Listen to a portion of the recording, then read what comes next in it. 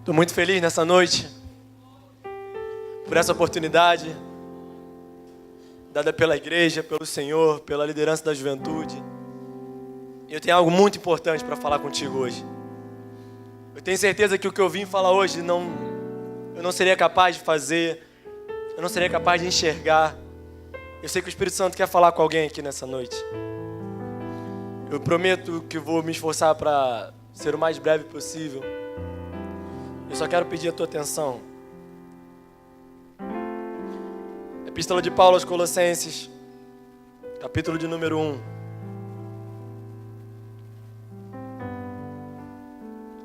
Colossenses 1. Nós vamos ler do 24 ao 29. Diz assim a palavra do Senhor: Agora me regozijo nos meus sofrimentos por vós, e preencho o que resta das aflições de Cristo na minha carne, a favor do seu corpo, que é a igreja, da qual me tornei ministro de acordo com a dispensação da parte de Deus, que me foi confiada a vosso favor, para dar pleno cumprimento à palavra de Deus. O mistério que estivera oculto dos séculos e das gerações, agora, todavia, se manifestou aos seus santos, as quais Deus quis dar a conhecer qual seja a riqueza da glória deste mistério entre os gentios, isto é, Cristo em vós, a esperança da glória, o qual nós anunciamos, advertindo a todo homem e ensinando a todo homem em toda sabedoria, a fim de que apresentemos todo homem perfeito a Cristo. Quero que você preste bastante atenção nesse versículo 29, porque ele diz: para isso é que eu também me afadigo, esforçando-me o mais possível, segundo a sua eficácia, que opera eficientemente em mim. Senhor, eis aí a tua palavra. Senhor, eu te agradeço porque até aqui nós já pudemos ouvir a tua voz. Senhor, nós já tivemos a oportunidade de ter um encontro contigo, com a tua presença, com a tua glória. Eu te peço que o Senhor me guie, Pai, nesse momento, para falar aquilo que o Senhor pôs no meu coração, e que o teu Espírito Santo faça aquilo que eu não posso fazer. Que no final dessa palavra toda honra, glória e louvor sejam teus, Pai. Eu sou apenas o teu instrumento. Fala através de mim, em nome de Jesus, amém. Último culto jovem do ano, e a gente já ouviu muito isso aqui hoje. Mas o último culto jovem do ano também lembra que o ano está acabando. Além disso, sexta-feira agora é meu aniversário. Isso também me lembra que o ano está acabando. Porque há 22 anos eu sou acostumado a fazer aniversário perto do final do ano. Logo depois do meu aniversário vem Natal, Ano Novo e as coisas acabam. E começam de novo, claro.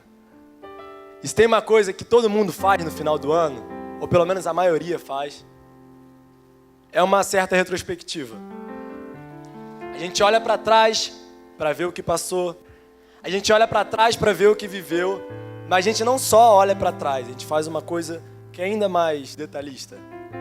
A gente olha para aquilo que nós planejamos lá no começo e a gente dá um confere com relação a onde nós estamos hoje. Eu me lembro de no dia 31 de dezembro, passando a virada do ano na igreja, eu estava ajoelhado ali e na minha oração eu pedi algumas coisas ao Senhor com relação ao meu trabalho, faculdade, ao meu ministério, à minha vida na igreja. São coisas que nós planejamos e nós colocamos diante do Senhor para que aconteça naquele ano. Algumas pessoas decidem começar algumas coisas, algumas outras decidem acabar algumas coisas. Agora o que é certo é que no final todos nós vamos olhar para trás para conferir se aquilo que nós planejamos, para conferir se aquilo que nós idealizamos se tornou realidade. A epígrafe desse texto de Colossenses, Paulo diz: a missão de Paulo, o mistério do Evangelho.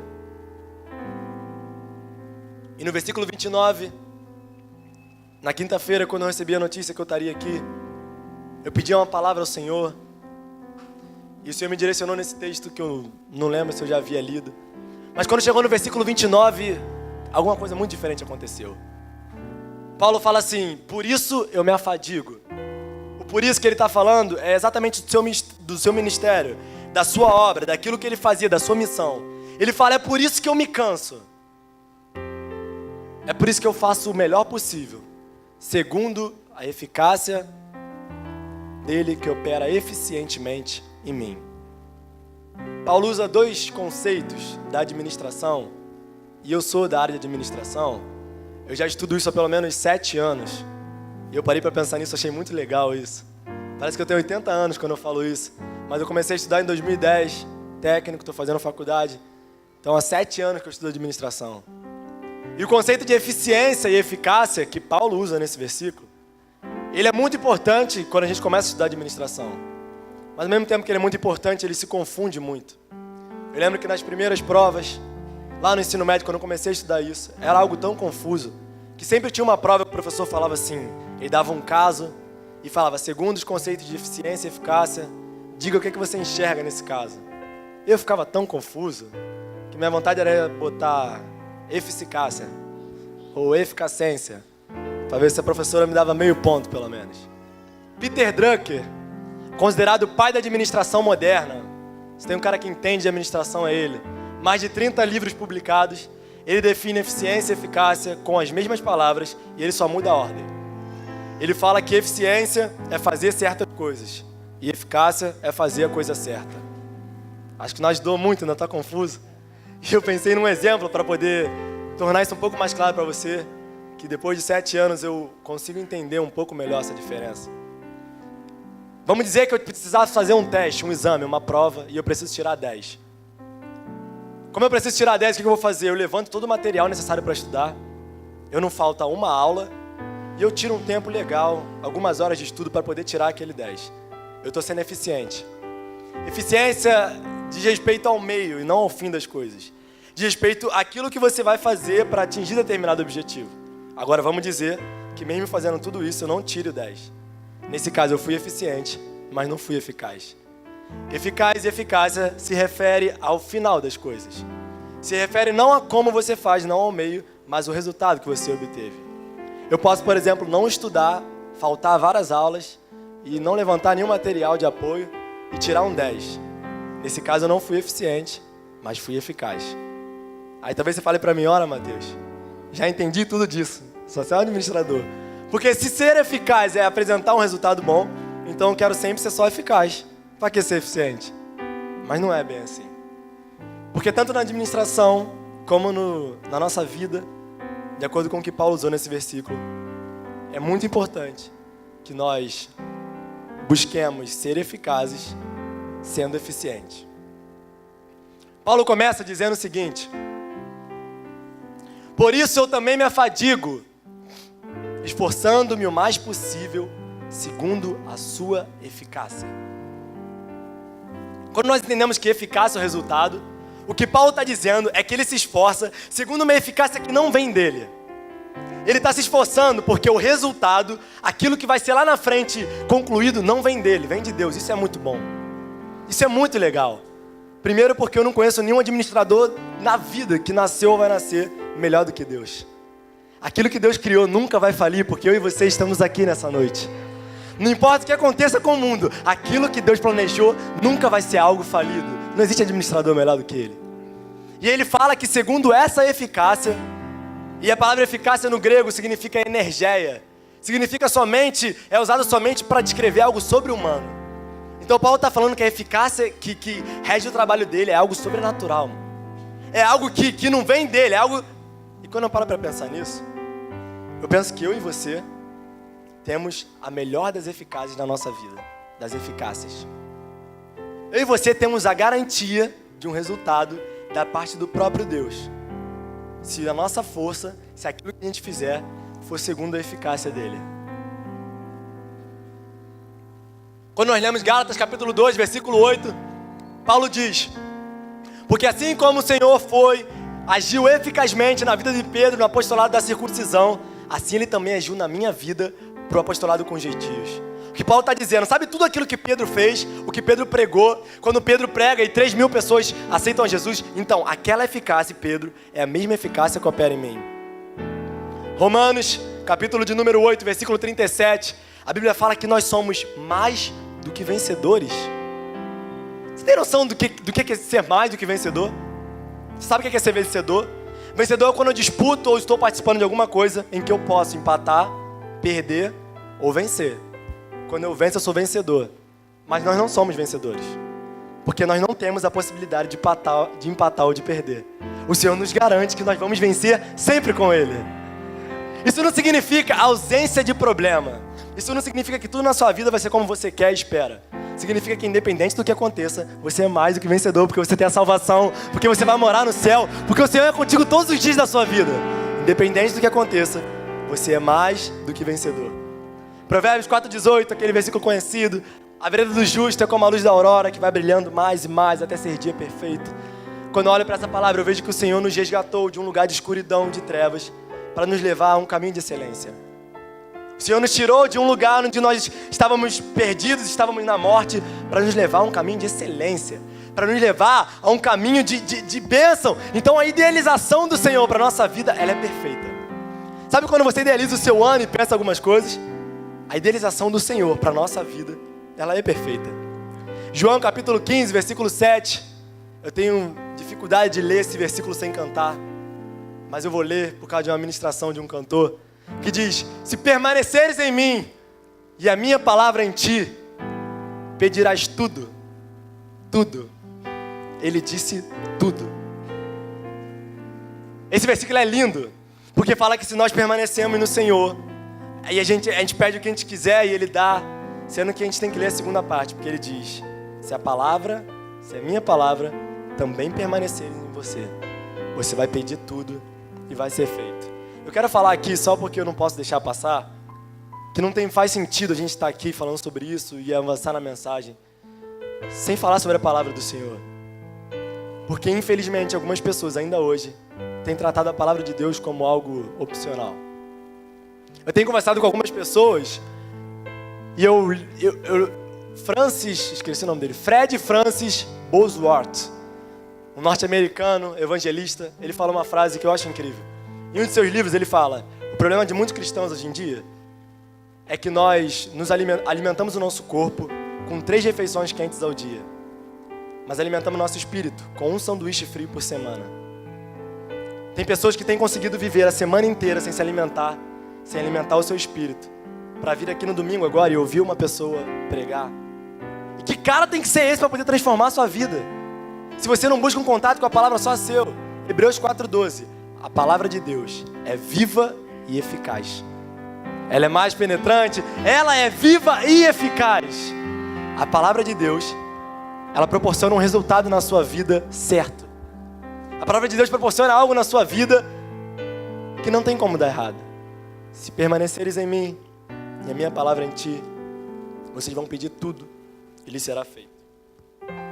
Então nós já entendemos que Paulo fala que existe uma eficácia sobre ele e sobre nós. Existe algo que garante o resultado para mim e para você.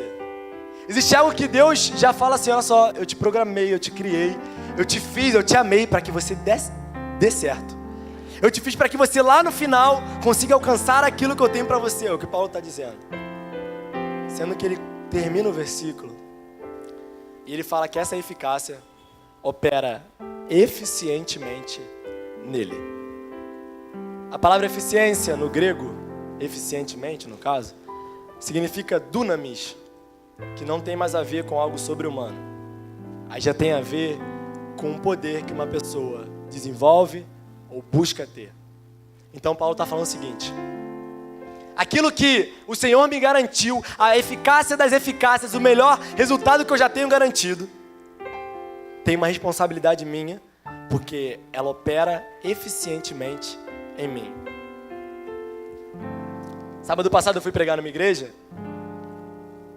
e na parte da manhã, e quando a gente acabou, a gente foi almoçar, e a pessoa que me acompanhou, ela me falou algo que me fez ficar pensando. Ela falou assim pra mim: Mateus, você sabia que eu me pergunto todos os dias se eu estou vivendo aquilo que o Senhor idealizou pra mim? Eu fiquei um pouco assim, como assim? Ela falou: sabe, eu acredito que Deus tenha planejado algo bem legal para mim lá no começo. Eu acredito que cada ano da minha vida, Ele espera que eu esteja fazendo determinada coisa em determinado lugar. E todos os dias eu me pergunto se eu tenho correspondido com aquilo que Deus planejou lá na minha frente. O que eu quero falar com você nessa noite não é sobre o que você planejou esse ano e o que aconteceu e não aconteceu. Eu quero falar com você sobre o que o Senhor planejou para a tua vida. E eu quero te fazer refletir se isso está acontecendo, se isso já aconteceu, e se você tem almejado isso. Quando Paulo fala que opera eficientemente em mim, eu parei para pensar. Então Paulo cria um ambiente. Paulo se responsabiliza por uma parte da história para que a eficácia do Senhor haja nele. Porque mesmo que eu tenha um resultado na minha vida certo, eu preciso me esforçar, eu preciso dar os meios necessários para o Senhor para que aquilo aconteça. O povo de Israel, o Senhor fala, saiam do Egito, vai para Canaã me adorar, já está tudo certo. Deus falou, já está tudo certo, é eficaz. O resultado está garantido. O que aconteceu? Tudo aquilo que a gente viu. Porque o povo de Israel interferiu no meio. O povo de Israel não cedeu um ambiente eficiente para que o Senhor operasse. E aí, a gente não consegue ver a eficácia do Senhor. Eu separei algumas coisas com relação à vida de Paulo. Eu gosto muito de Paulo. O Tiago não gosta de conversar comigo por causa disso. Porque Paulo é um cara muito influente, escreveu grande parte do Novo Testamento. E ele falou sobre muitas coisas. Então, qualquer coisa que estiver conversando com alguém, dá pra você pegar um gancho de Paulo. E aí, sempre que a gente tá conversando, eu falo, ó, Paulo disse, ele, Paulo. Não tem outro cara pra falar, não? Mas Paulo é um cara influente. E eu gosto dele, mas eu gostei mais ainda dele depois disso tudo. Porque me deu a entender que Paulo arrumou algum tempo da vida dele para estudar administração, para fazer um tecnólogo, uma faculdade. E ele fez o que eu estudo, eu acho, né? Porque a forma como ele aplica esses princípios é algo lindo. Então eu parei para olhar para a vida de Paulo. Eu falei assim, existe uma eficácia sobre mim. Deus planejou algo para a minha vida lá atrás e na sua vida. E eu falei, mas como que eu crio um ambiente para que essa eficácia opere em mim de uma forma eficiente? E eu parei para olhar 4 coisas que eu vejo que Paulo fazia e que com certeza vai definir a forma como nós vamos conseguir alcançar aquilo que o Senhor planejou para nós. A primeira coisa, Paulo se esforçava muito para alcançar aquilo que Deus tinha idealizado para ele. Ele começa o versículo dizendo, por isso que eu me afadigo. Fadigo do grego copial, significa um trabalho, um esforço excessivo. Então Paulo está falando, cara, eu me esforço muito. Eu trabalho muito para isso, eu me esforço para que Cristo consiga fazer em mim aquilo que Ele planejou.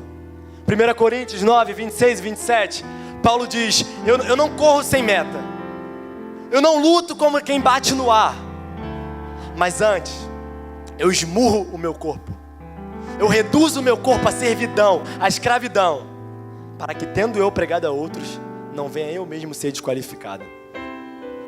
O que Paulo está falando é, cara, se tem uma coisa que eu faço, se tem uma coisa que eu me dou, é me esforçar. Se tem uma coisa que eu tento todos os dias, é buscar com garra aquilo que o Senhor tem para mim.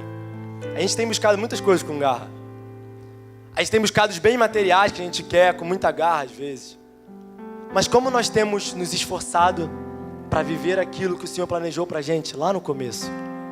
Como que a gente tem se esforçado? A gente tem se esforçado da mesma forma que a gente se esforça para comprar um carro. A gente tem se esforçado para saber se o que a gente está vivendo é o que Deus planejou para a gente no começo da nossa vida. Lucas capítulo 10, versículo 2. A Bíblia fala que a seara é muito grande, mas são poucos os ceifeiros. É como se o Senhor estivesse falando, olha só, eu vou precisar que vocês trabalhem e se esforcem.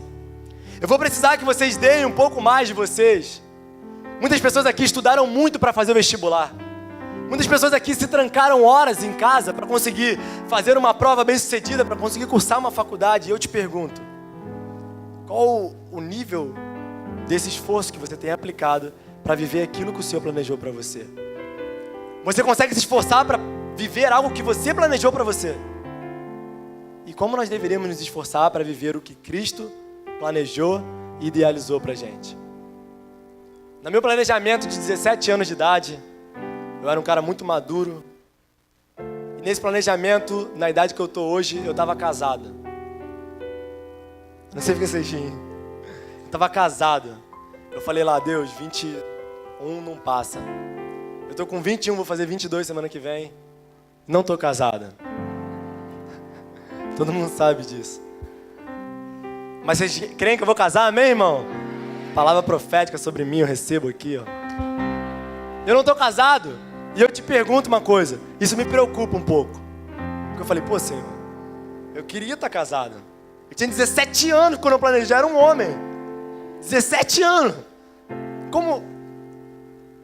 E eu um dia parei para pensar que eu estava me preocupando tanto se eu tinha feito aquilo que eu tinha idealizado. E eu tenho me preocupado da mesma forma se eu tenho vivido o que o próprio Deus idealizou para mim.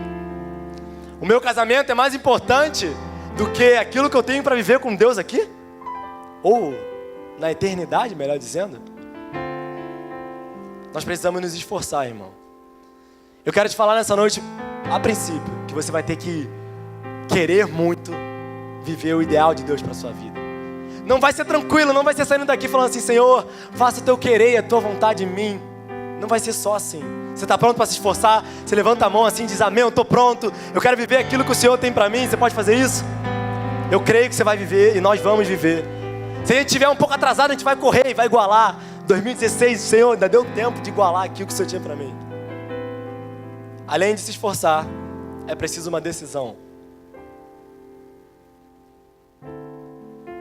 A gente pode se esforçar sem ter decidido.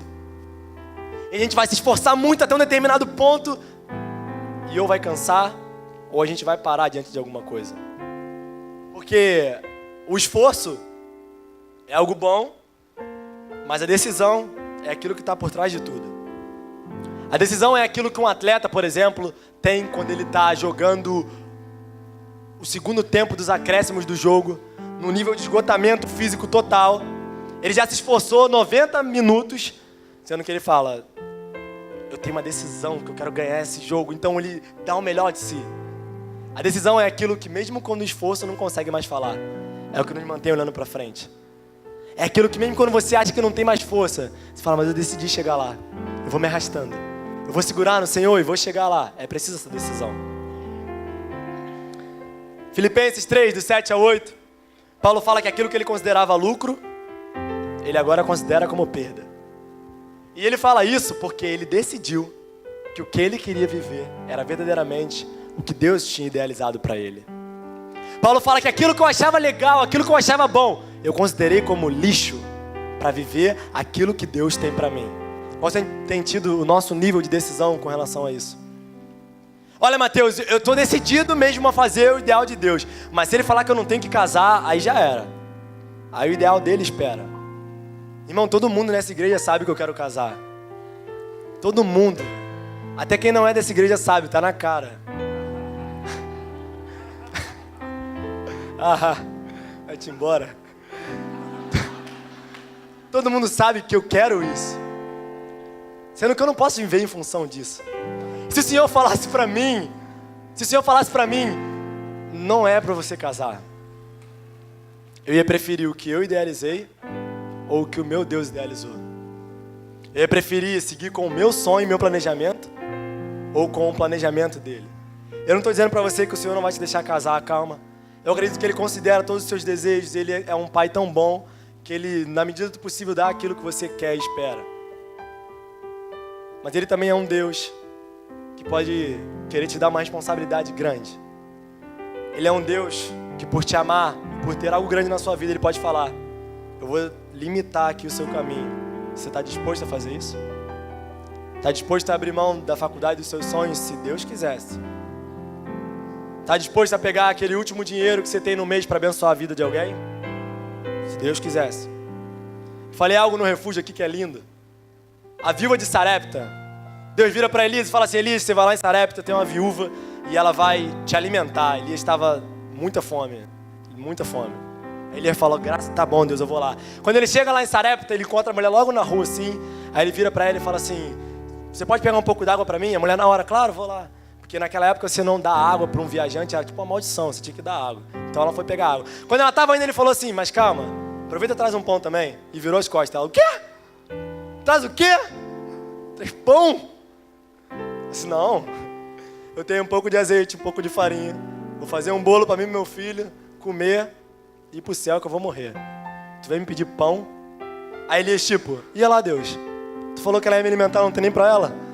E aí, o que acontece é que Elias dá uma palavra profética sobre ela. fala assim,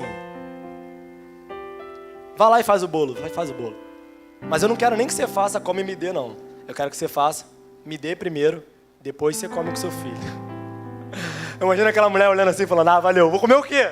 Se eu te der um pouco, eu vou comer o quê? Nada, né? Ficar embaixo assim, esperando cair. Ele fala, se você fizer isso, até que chova em Israel, não vai faltar azeite na tua botija e farinha na tua panela. Mas isso não é tão assim. Porque a gente precisa olhar que, irmãos, ficou 3 anos e meio sem chover em Israel. 3 anos e meio, um copo como esse de azeite, ela todo dia botava um pouco e nunca acabava. 3 anos e meio, 1 ano, 2 anos, 3 anos e meio. Algo limitado, o Senhor deu um milagre de provisão ilimitado para aquela mulher. Você pode dar uma glória a Deus por causa disso? O problema é que nós queremos viver o que grandes homens e mulheres de Deus viveram, mas não queremos fazer o que grandes homens e mulheres de Deus fizeram. A gente quer ver o milagre da provisão, a gente quer que muita coisa aconteça. Se você tivesse o último R$1 da sua vida para comprar 1,50 para comprar uma goiaba e morrer, você dava esse 1,50 para alguém? Você seria capaz de obedecer à voz do Senhor? Aquela mulher nunca tinha visto Elias e ficou 3 anos e meio com farinha e azeite. Isso é muito lindo, irmão. Imagina aquela mulher, ela devia jogar assim, não acabar nunca, todos os dias. É algo incrível. Romanos 7:8, Paulo decidiu tanto que ele relata um dos conflitos internos mais fortes que tem na Bíblia. Ele começa falando assim, porque o bem que eu quero fazer, esse eu não consigo. Mas o mal que eu quero, sem eu querer, eu faço esse mal. Porque em mim opera o querer, não efetuá-lo. Paulo está dizendo, eu não entendo. Existe algo que luta, que guerreia contra mim para aquilo que eu quero fazer. Mas no final ele fala, mas graças a Deus por Jesus Cristo, o nosso Senhor. Paulo estava dizendo, mesmo que essa guerra aconteça, eu dou graças a Deus porque eu não vou desistir, porque eu não vou dar espaço para a minha carne, eu vou guerrear, e quando o meu interior quiser fazer o que eu não quero, eu vou lutar com ele, vou fazer o que eu quero, porque eu tenho algo de Deus para a minha vida. Eu quero viver o que o Senhor planejou para mim.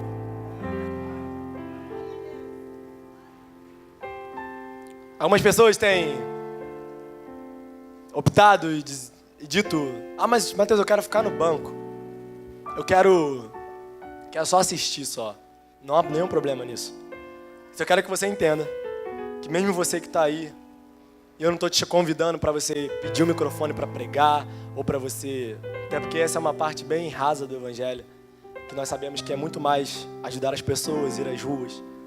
Mas você que está sentado aí, não pode justificar essa sua visão de igreja e do que Deus tem para você, e esquecer do que Ele falou, que você, cada um de vocês, fariam coisas maiores do que a que Ele mesmo fez.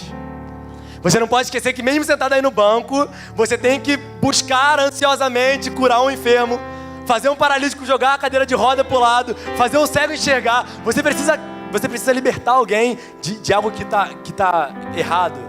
Você precisa expulsar demônio, porque essa palavra é sobre a sua vida. E você precisa decidir viver e buscar isso.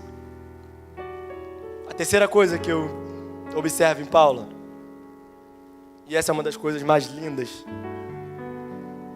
é porque Paulo, para viver aquilo que Deus planejou para ele, lá no começo, ele buscou o modelo certo.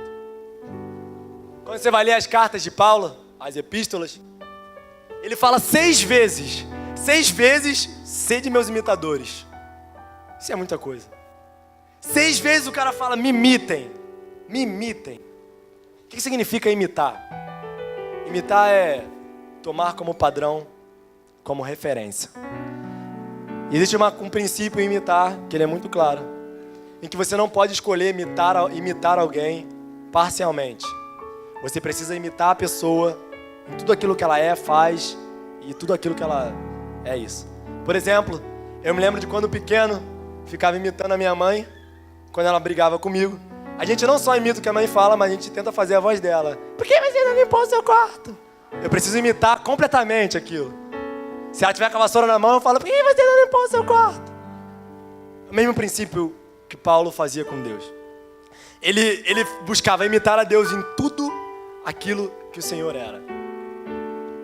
Imitar a Deus e buscar poder falar o que Paulo falou, ser de meus imitadores, não é querer ser perfeito como Jesus é. Na verdade, não é ser perfeito como Jesus é, mas é almejar e desejar muito isso. É correr muito atrás disso, mesmo que você não seja como Ele é. Você quer muito aquilo, você quer muito aquilo. Quando você é pequeno e seu pai dirige, você não pode dirigir. Você sabe que não pode dirigir, mas você quer dirigir igual Ele. Eu sei que eu não posso ser perfeito como o Senhor, mas eu quero, em tudo que eu puder, agir como Ele agiu, falar como Ele falava, fazer as coisas que o Senhor fazia. Filipenses 3,17, Paulo tem a ousadia de falar assim: vocês não querem me imitar não? Então vocês imitam os que me imitam. Ele tem a ousadia de falar que você pode imitar os caras que estão imitando ele, porque ele está imitando tão igual a Jesus, que se os caras estiverem imitando tão igual a ele, os caras também vão estar imitando igual a Jesus. E ele fala para todo mundo: vai imitando quem está imitando, e todo mundo me imita, e imita todo mundo, a gente vai estar imitando Jesus. É algo muito forte poder falar isso. Existe uma pergunta que eu acho que deveria ser muito mais frequente na nossa vida, no nosso dia a dia, e que eu tenho tentado aderir para mim, para que eu possa verdadeiramente me propor a imitar a Jesus. A pergunta é: o que Jesus faria? Nós todos os dias deveríamos fazer essa pergunta para nós mesmos em alguma ocasião. O que Jesus faria? Porque algumas pessoas têm escolhido, isso é muito triste, a parte da Bíblia que querem viver. Por exemplo, eu sei que fornicar é pecado, então isso eu não faço, então eu sou um bom crente. A gente tenta imitar Jesus nas coisas mais fáceis, sendo que se você quer imitar Jesus, tem umas coisas difíceis aí também. Você tem, por exemplo, feito muitas coisas lindas e legais para Jesus, mas tem tido dificuldade de perdoar? O Senhor nunca deu uma condição para que o perdão fosse não liberado. O Senhor não deu uma situação específica para que você não perdoasse alguém. Nem se esse cara ou a pessoa que você precisa perdoar matasse alguém da sua família. O Senhor nunca deu uma justificativa para que não houvesse perdão. A gente quer viver como Jesus viveu e quer imitar Ele, mas a gente não quer entregar a nossa vida à vontade do Senhor. Nós cantamos: venha o teu reino, venha o teu reino, mas nós não abrimos nas nossas vidas completamente para que o Senhor atue. Se o próprio Senhor Jesus, sendo Deus lá no Getsemane, falou: Pai, se possível, passa de mim esse cálice, mas se não for possível, que seja feita a tua vontade. Que se não for possível, Pai, que não seja aquilo que eu quero, mas que o Senhor quer.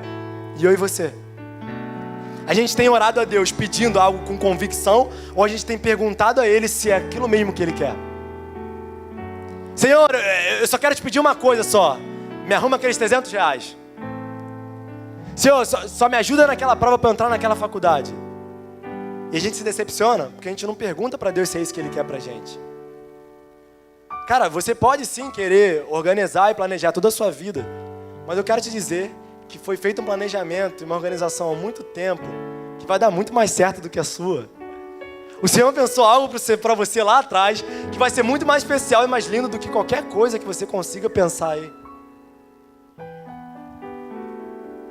Aí você vira e fala: mas Mateus, Paulo era Paulo, né? Ele imitava Jesus porque, o cara escreveu um monte de coisa aí. João capítulo 13, versículo 15, o próprio Senhor Jesus fala: porque eu deixei o exemplo para vocês, para que vocês façam assim como eu fiz. A ordenança e a vontade do Senhor com relação a segui-lo e a imitá-lo é para todos nós que estamos aqui. E nós temos imitado a Jesus? A gente tem aberto mão de apontar o dedo, de julgar algumas pessoas. O pastor Carlos falou aqui no último culto daquela situação lá em que os discípulos pegam lá a prostituta, colocam diante do Senhor, falam: Senhor, me desculpa trazer ela aqui. A gente só trouxe ela mesmo só para o Senhor tacar a primeira pedra. Que aí o Senhor vai e todo mundo taca. O Senhor Jesus: não, tudo bem, sem problema. Pode tacar então. Aí eu acho que alguém fez assim: Senhor, se não tiver pecado, taca. Se não tiver o quê? Pecado. Semana passada teve. Ontem teve. Senhor Jesus, vai lá, pode tacar. Vai lá. E algumas pessoas têm caçado coisas para poder julgar e apontar o dedo para outras pessoas. A gente tem tido muito pouco compaixão e ajuda com aquelas pessoas que estão do nosso lado. Não todos nós, não os crentes aqui da EVAD, claro. Mas em determinados locais, as pessoas têm saído da igreja porque recebem muito julgamento de algo que fez. Se aquela mulher, que aos meus olhos, e aos seus olhos também, eu acho, tinha motivos para ser coisada lá, porque era prostituta. Naquela época, naqueles valores e princípios lá de trás, isso era algo horrível. E Jesus vira e fala, pode acabar com ela. Em algumas igrejas tem levantado a pedra e tem atirado, mesmo todo mundo tendo pecado, como a Bíblia mesmo diz. E a quarta coisa que eu observo na vida de Paulo, estou feliz porque não demorei muito, é que Paulo decidiu ir até o fim. Atos capítulo 21, do 10 ao 15. A Bíblia fala que Paulo está reunido com os caras numa casa. De repente o Senhor toca num cara lá de longe. O nome dele era Ágabo. E manda falar um negócio para Paulo. Ágabo chega na casa no meio de todo mundo assim. Imagina essa cena. Deve ter chegado marchando porque ele levava algo do Senhor. E ele vira, tira o cinto de Paulo assim. Paulo tem um cinto. Não sei se não devia ser assim. Devia ser uma corda. Ele tira o cinto de Paulo, amarra os pés e as mãos. E fala assim, assim vai acontecer com o dono desse cinto quando ele for lá para Jerusalém. O Senhor Deus usou alguém para falar para Paulo que o negócio ia ficar apertado para ele. O Senhor Deus usou alguém para falar para Paulo que a coisa ia apertar. E todo mundo naquela casa, naquele momento, começa a falar, Paulo, não vai para Jerusalém, tem que fugir de lá, corre daqui, viu, vão te prender. Ele fala, ei, por que vocês estão tão preocupados? Eu estou disposto e pronto a morrer. Eu estou disposto e pronto a entregar a minha vida pelo meu Senhor Jesus e para levar a palavra dele. Porque Paulo conseguiu, acredito eu, viver aquilo que o Senhor planejou para ele lá no começo. Foi porque ele decidiu ir até o fim. Quando ele escreve na segunda carta a Timóteo, ele está preso e já está perto do final da sua vida, e ele escreve assim para Timóteo. Ele fala assim, a minha vida está chegando ao fim, daqui a pouco vão me matar. E ele fala uma coisa que eu peguei para mim, que quando eu tiver no final da minha vida, quando eu tiver uns 145 anos, se Deus permitir, eu quero falar isso que Paulo falou. Que ele escreve para Timóteo e fala, vou morrer, Timóteo. Aí Timóteo devia estar lendo aquilo triste, mas ele continua e fala assim, mas o que mais importa disso tudo é que eu combati o bom combate, eu completei a carreira e eu guardei a fé. Paulo está dizendo assim, Timóteo, eu vou morrer, mas eu combati o bom combate, Timóteo. Até onde eu lutei para valer, eu não perdi uma. Timóteo, eu lutei, Timóteo. E eu completei a carreira que estava proposta para mim. Jesus fala, do que adianta você ganhar o mundo inteiro e perder a sua salvação? Do que adianta eu falar assim, eu tive tudo que eu queria na terra, mas eu não completei a minha carreira? Eu não quero isso. Eu quero completar a minha carreira. E no final ele fala, eu guardei a minha fé. Eu vi um monte de gente caindo, indo para um lado e para o outro. Eu vi muitos discípulos e apóstolos desistindo. Mas a minha fé está intacta. O que eu quero falar com você nessa noite, o que eu vim falar com você e te fazer refletir nessa noite, é se você acha que onde você está hoje e o que você está fazendo hoje é aquilo que o Senhor planejou para a tua vida, lá no começo. A minha família está ali hoje em peso, não por causa do meu pai, mas porque veio todo mundo.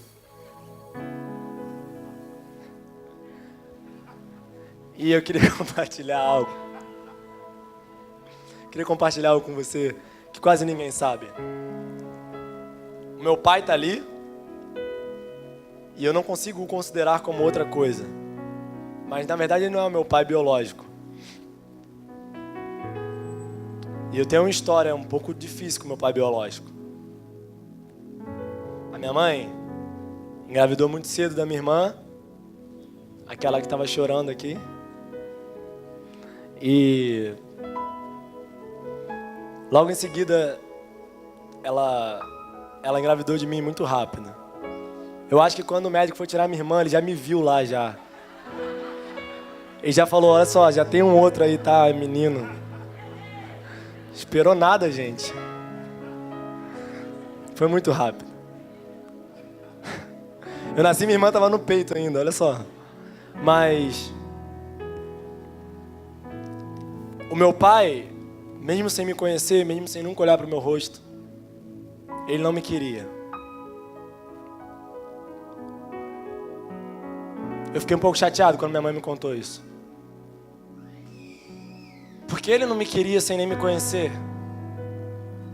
Pô, eu sou legal, vai. Mas ele não me queria, não.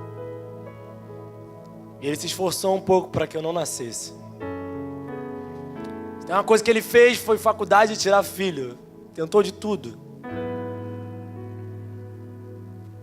E minha mãe me contou que um dia ela estava com uma tia minha lá em casa. Aí minha mãe falou que ela meio que apagou assim, desligou o disjuntor. Minha mãe estava nesse processo de ver o que ia acontecer. Talvez me tirar. Aí minha tia acordou. E ela falou assim: olha só, não aconteça o que acontecer. Você pode fazer o que quiser, mas esse menino vai nascer.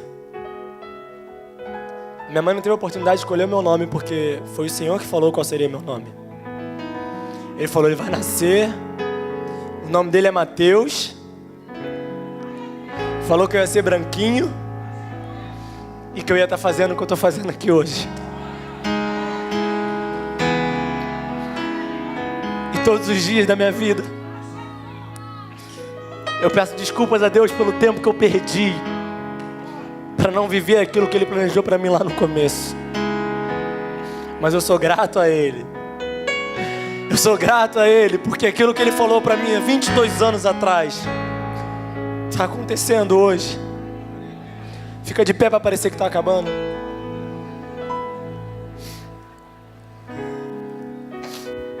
O louvor pode subir aqui. O Espírito Santo toca na cabeça de vocês para cantar um louvor bom aí, que tem a ver. Eu quero falar com você hoje, nessa noite.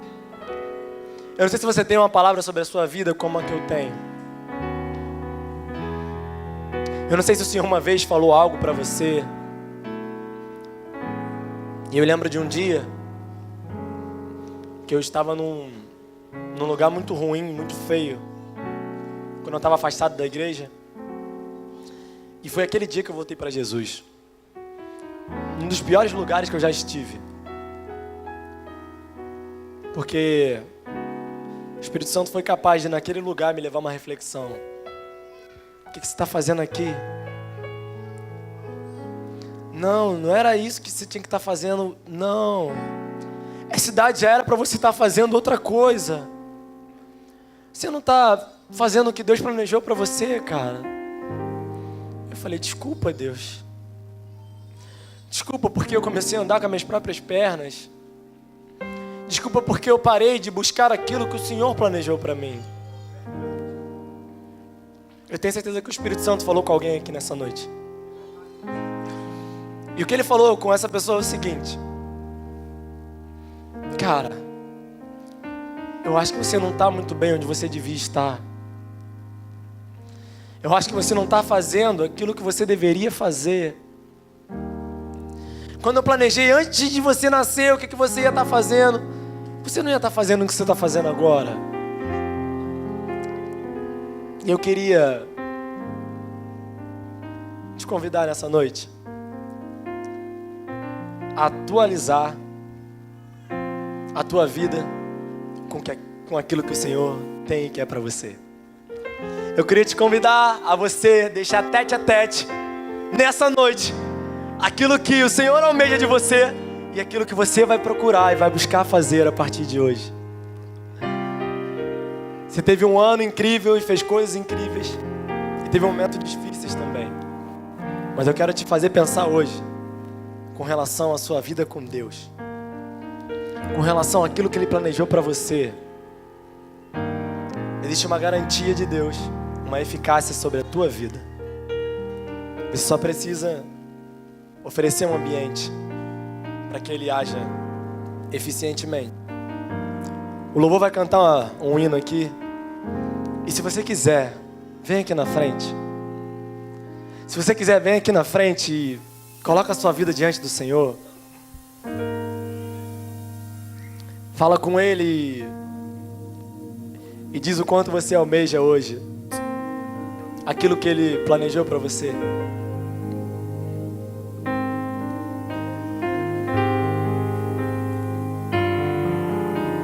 Você tem a oportunidade nessa noite de deixar sua vida bem juntinho com aquilo com que Deus tem para você. Não consigo ir além do teu olhar. Tudo que eu consigo é imaginar a riqueza que existe dentro de você. O ouro eu consigo só admirar, mas te olhando eu posso a Deus adorar. Sua alma é um bem que nunca envelhecerá. O pecado não consegue esconder a marca de Jesus que existe em você. O que você fez ou deixou de fazer, Deus não mudou o início, Deus escolheu você. Sua raridade não está naquilo que você possui ou que sabe fazer. Isso é mistério de Deus com você. Você é um espelho que reflete a imagem do Senhor. Não chore se o mundo ainda não notou. Já é o bastante Deus reconhecer o teu valor. Você é precioso, mais raro que o ouro puro de Ofir. Se você desistiu, Deus não vai desistir. Ele está aqui pra te levantar. Se o mundo te fizer cair. Você ainda tem um tempinho para vir para cá. Não consigo ir além do teu olhar. Tudo que eu posso é imaginar a riqueza que existe dentro de você. Existe algo lindo dentro de você. O ouro lindo. Eu consigo só admirar, mas te olhando eu posso a Deus adorar. Sua alma é um bem que nunca envelhecerá. O pecado não consegue esconder a marca de Jesus que existe em você. O que você fez ou deixou de fazer, Deus não mudou o início, Ele escolheu você. Sua raridade não está naquilo que você possui ou que sabes fazer. Isso é mistério de Deus com você. Você é um espelho que reflete a imagem do Senhor. Não chore se o mundo ainda não notou. Já é o bastante Deus reconhecer o teu valor. Você é precioso, mais raro que o ouro puro de Ofir. Se você desistiu, Deus não vai desistir. Ele está aqui pra te levantar. Se o mundo te fizer cair. Você é precioso. Você é precioso. Oh.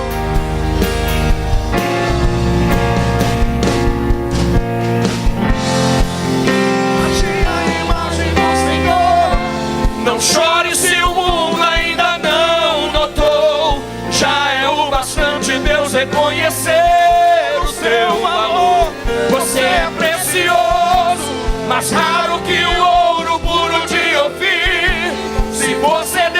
desistiu, Deus não vai desistir. Ele está aqui pra te levantar. Se o mundo te... Você é o espelho que reflete a imagem do Senhor. Não chore se o mundo ainda não notou.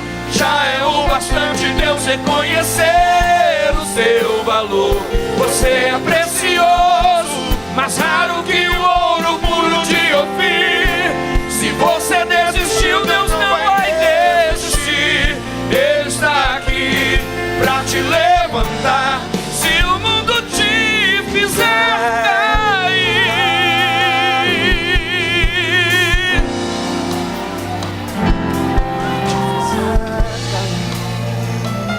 Glória a Deus.